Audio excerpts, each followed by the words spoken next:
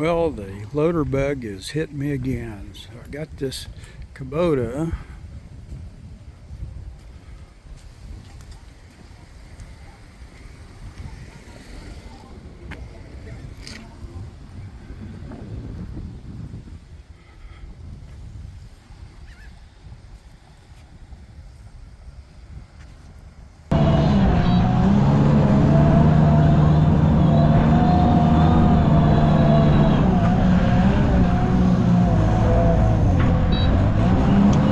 I'm taking my Kubota out to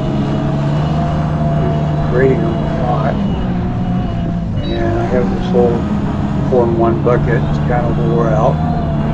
It's mine, and running a 4-in-1 bucket on a wheel machine is just totally unbelievable. Makes a different animal out of it.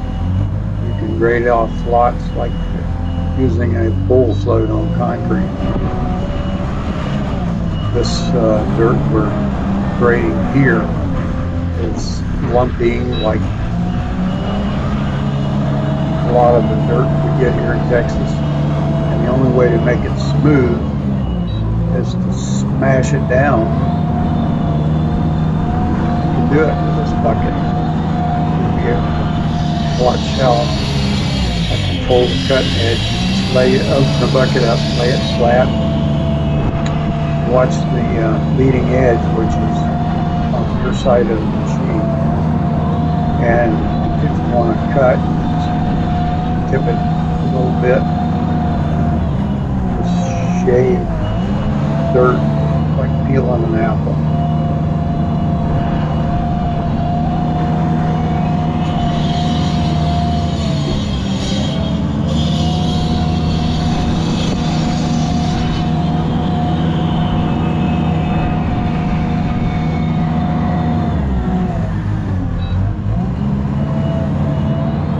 I grew up in a time where before skid steers were real popular, and every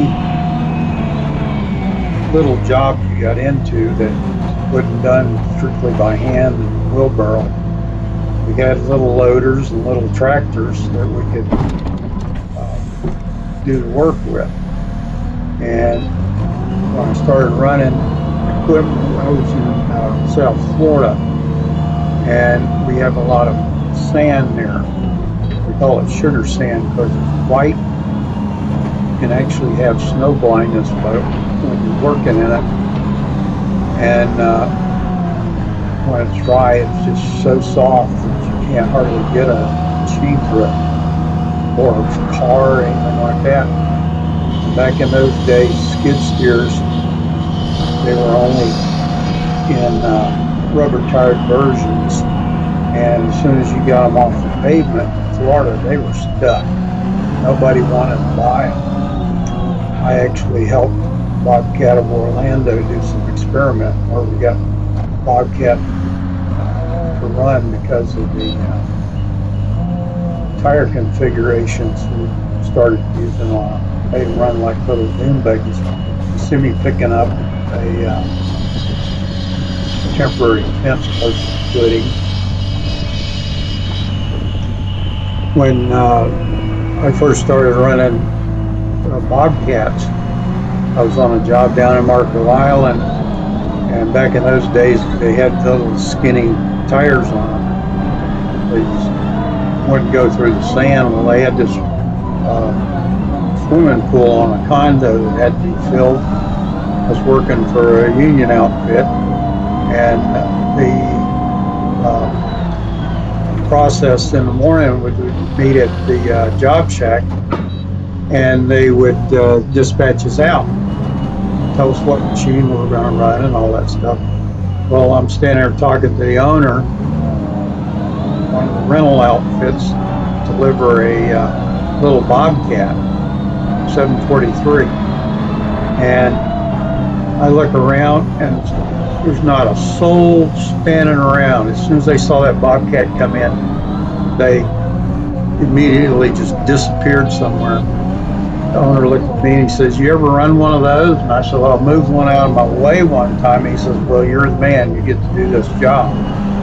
Talk about a pain in the butt trying to get that thing to run on the sugar sand. I mean, I got the job done, but it was a pain like you would not believe to get it through the sand. I got my own Bobcat. I was doing miscellaneous jobs for homeowners and builders that I had found work from, and most of it was grading around houses, stripping grass off of lots for landscapers, doing final grades and stuff like that. I was on a job and I was really struggling with the sand, and on a lot next to me, some guy had this little loader that they don't even make them anymore, but I think it was called a Little Giant or something like that. And that guy is an articulated and oscillated loader, and that guy was just running all over the place. Never had a problem, never got stuck, never spun a tire. And here I am fighting this Bobcat around the yard, and it was just unbelievable the difference these things were. Why they fell out of favor, I just don't know. The first time I ever saw a foreman on bucket, we actually, on the job that I worked for in Marco Island, they had a little case, smallest case loader that was made in W3, and that machine had this foreman bucket on it. And the guy that was running it, man, he'd take that thing and use it like I'm using this one here. And we were using it to grade out miniature golf courses and stuff like that they would build on these condos. And it was awesome to watch the guy. And he would do a lot of the grading, and the rest of it I would do with a tractor with a box blade. And that was a 4-in-1 was awesome, but somebody tried to pick up a super large chunk of concrete with it and bent it, so it was never any good anymore. But once they couldn't use that bucket, and they didn't do quite as good a job with the loader. But that little loader would get in tight areas, and it was amazing some of the stuff we had to build, like drainage swales and stuff, where you didn't have room to turn a machine around. You could actually place dirt close enough where the laborers that were hand shaping it didn't have much to do. It was pretty neat.